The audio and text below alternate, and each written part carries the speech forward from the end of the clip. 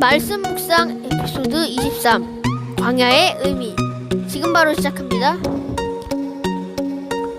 이스라엘 역사는 하나님의 역사인데 그 역사는 광야와 연관이 많습니다. 이스라엘은 출애굽 후 광야를 거쳐 광야로 들어가 광야에서 마무리한 광야 민족입니다.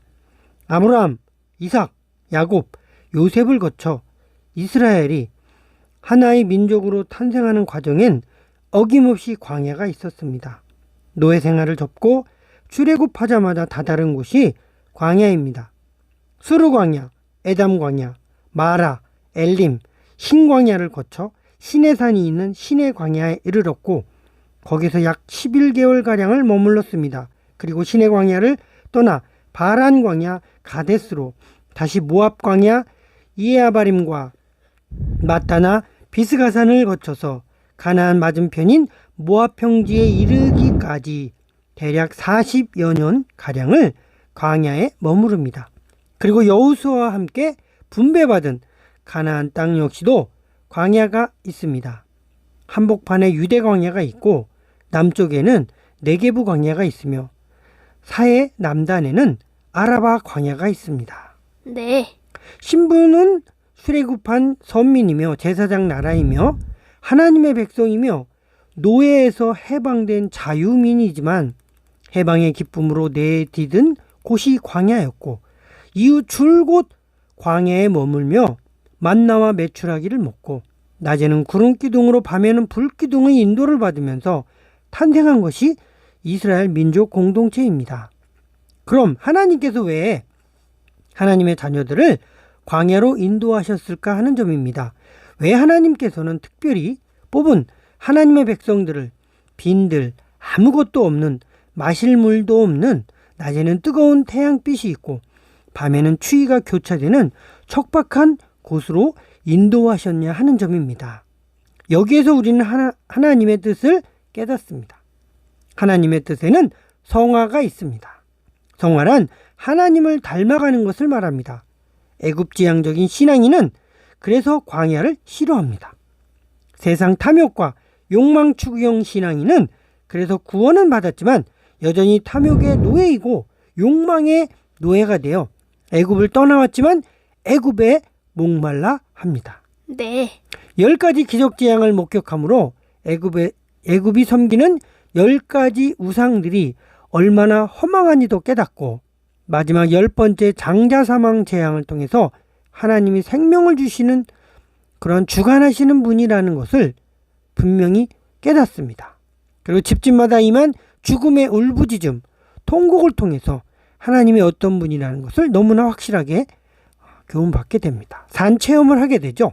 그리고 홍해가 갈라지는 불가능한 걸 가능케 하시는 분이 하나님이시라는 것도 확실히 알게 됩니다. 그렇다면 이끄시는 주님과 함께 가는 게 중요하지. 거기가 광야이든 척박한 땅이든 뱀과 정갈이 있는 거친 곳이든 아무 상관이 없는 게 정상입니다.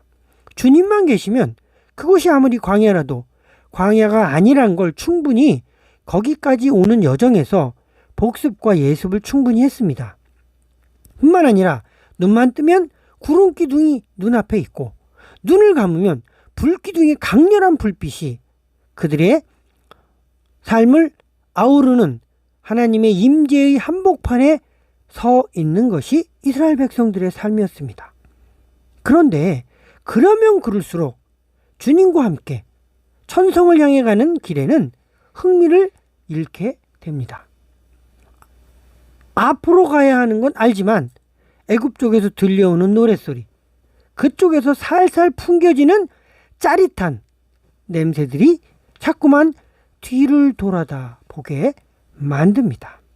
그렇게 롯의 아내가 뒤를 돌아보다 소금기둥이 되었다는 걸 설교 시간에 성경을 읽으면서 배우고 익혀 알고 있지만 막상 애굽풍 노랫소리와 애굽 향내음들이 온 세포를 자극할 때는 솔직히 앞으로 가는 일이 설교 소리처럼 재미없어지는 건 과연 누구의 탓이겠습니까?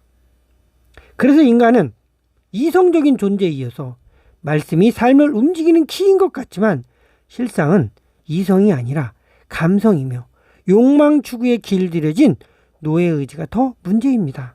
그래서 가기 싫다고요? 그럼 다시 홍해를 가르고 애굽으로 들어갑니까? 그건 또 싫습니다. 그러면서도 끄는 애굽이 마냥 좋은 게 구원받은 인간의 딜레마, 구원을 향해 달려가는 하나님의 백성들의 딜레마, 그리고 그 과정에서 멈춰버린 롯의 아내의 딜레마입니다. 갈 것인가 말 것인가의 갈림길에서 다시금 건너온 홍해 바닷가로 되돌아와 이러면 안 되는데 하는 마음과 애굽으로 가서 실컷 놀고 싶다는 욕망의 그 소용돌이 속에서 갈등하듯 모래벌을 거닐고 있는 게 위태위태한 우리네 신앙인들의 현주소입니다. 그래서 여러분, 광야가 필요합니다. 내가 원하는 바가 다 성취된다고 우린 행복해하지 않습니다. 내 욕망이 다 채워진다고 우린 결코 감사치 않습니다. 그 순간에는 행복해하고 감사하겠지만 시간이 지나면 언제 그랬느냐는 식이 우리의 본질입니다. 그리고 또다시 욕망거리들을 찾아 다시 목말라 하는 게 우리 인간의 실존입니다. 그래서 광야가 필요합니다.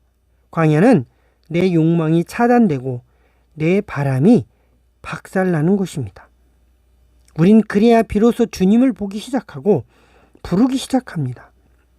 그동안 주님이 내 보조를 맞추시는데 너무나 익숙한 나머지 주님을 종부리듯 기도하고 주님을 멱살 잡듯 신앙생활이라는 걸 해왔습니다. 그럼 누가 주인입니까? 그럼 내가 사탄과 다를 바가 뭡니까? 내가 바로 마귀였습니다. 그러니 광야로 들어가 주님과 보조를 맞추는 연습이 필요합니다. 주님의 타이밍에 나의 시간표를 맞추고 주님의 인도하심에 나의 삶을 조정시키는 시간들이 오로지 광야에서만 가능합니다. 주님이 정하신 삶의 틀 속에 강제로 내가 들어가야 비로소 주님이 주님으로 보이는 것입니다. 네. 그래서 우리는 꺾어질 필요가 있습니다. 잘려질 필요가 있습니다. 이런 거 싫어하는 걸 하나님도 아시고 우리도 알지만 엉덩이에 난 뿔 가지고 해낼 일은 별로 없습니다. 우리의 감각, 귀, 눈, 촉각들은 너무나 산만합니다. 주님을 느끼고 주님을 듣고 주님을 보라고 주신 영의 감각들인데 너무 바쁘고 너무 번잡합니다. 그러니 정작 주님께 내어드릴 감각은 없습니다. 여유가 없는 거죠. 주님 말고도 할 것이, 볼 것이, 갈 곳이 너무 많기 때문에 스케줄표가 빽빽한데 어떻게 주님을 위해 따로 시간을 비워둘 수 있겠습니까? 주님을 위해 비워두는 공간, 시간, 스케줄은 한 줄이 인색합니다. 광야는 하나님을 위해 따로 비워놓는 공간입니다. 하나님만 만나는 시간, 때가 바로 광야입니다. 광야를 무슨 원어로 배우거나 성경 공부로 익히지 않아도 광야가 왜 필요한지 우리는 경험적으로 잘 알고 있습니다. 인간은 하나님을 위해 채워야 비로소 평안을 누리도록 만들어진 하나님의 형상, 영적인 존재들입니다. 하나님이 인간을 만드실 때 하나님의 형상대로 만들었다는 것은 우리 안에 하나님으로 채울 때 참 행복을 누리도록, 참 만족을 누리도록 설계된 하나님의 형상적 복이 우리 안에 깃들어져 있다는 의미입니다. 그래서 우리가 아무리 애굽족의 산의 진미를 먹고 애굽산 향수와 의복과 주택과 삐꺼번쩍한 욕망들로 내 존재들을 치렁치렁 장식해도 그 속엔 울고 있는 존재론적 목마름이 있는 그런 존재들이 바로 인간입니다. 마치 사마리아 여인처럼 말이죠. 사람은 사람으로 채울 수 없도록 하나님이 만드셨습니다. 사람은 물건으로, 돈으로, 성공으로, 화려한 액세서리로 채울 수 없도록 하나님이 만드셨습니다. 그래서 광야가 필요합니다. 주님 앞에 있는 시간, 주님을 만나는 시간, 주님의 음성을 듣는 시간, 주님과의 관계를 회복하는 시간, 세상을 향해 켜놓은 감각세포들을 닫고 주님을 향해 눈뜨려는 깨움의 시간이 필요합니다. 주님은 우리를 마치 탕자를 기다리는 아버지의 기다림으로 기다리고 계십니다. 이제 그만 두리번 거리고 주님의 무릎 앞에 머무십시오. 성화되어야 합니다. 거룩해져야 합니다. 성결케 되어야 합니다. 그래야 천국과 가까워지고 주님과 가까워집니다. 그러려면 애를 써야 합니다. 애굽으로부터 끄는 인력을 끊어내고 멀리하고 저항하는 열심이 있을 때 하나씩 입었던 자아의 옷들이 벗겨지고 그 새로운 성품 위에 그리스도로 옷 입게 되는 영적인 탈바꿈의 시간이 우리에게 있어지게 되는 것입니다. 주님을 목말라 하는 신앙 인격이 정상적인 크리스찬입니다. 주님을 찾고 주님을 향해 목마름이 있는 신앙 인격이 바로 구원받은 크리스찬입니다. 왜 심령이 가난한 게 복일까요? 왜 의에 줄이고 목마른 게 복일까요? 왜 마음이 청결한 게 복이며 청결해야만 하나님을 뵐 수 있을까요? 왜 의를 위해 핍박받는 일이 복일까요? 왜 그들에게 천국의 저희 것이 될 수 있겠습니까? 이건 우리가 찾는 복과 하나님이 주시려는 복과는 엄연한 차이가 있다는 뜻입니다. 광야는 이런 시차들, 시각들을 조정해 주십니다.